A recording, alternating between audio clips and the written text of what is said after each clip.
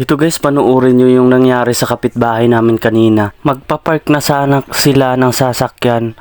Kaso hindi alam ng driver na andun pala sa likod yung pahinante niya. Kaya ayun, pasok talaga sa loob ng sasakyan. Grabe talaga yung nangyari dito guys. Nabiyak talaga yung ulo. Di ko alam kung mabubuhay talaga to kasi nakikita talaga sa video na nangingisay talaga yung katawan. Pamilyado pa naman to.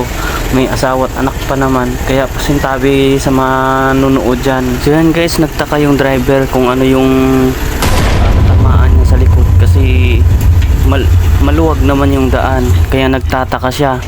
Kaya naisip na niya talaga na pahinante niya yung natamaan kasi may narinig siyang sumisigaw. Kaya ayun, sinilip niya yung ilalim, nakita niya talaga yung katawan ng pahinante niya nasa sa ilalim ng sasakyan, kaya tumawag siya ng kasama. Kaya ayun, tumawag siya ng kasamahan niya para tulungan. Yawa sabay na kuan na naipit. Pastilan lagi, problema na naman. Ba't kasi nandyan ka sa likod, bay? Bay, okay ka lang, bay? Bay, okay ka lang, bay? Ay, di ponggol. Kala ko kung napano ka na, bay eh. Hindi, kala ko napano ka na. Ay, naku.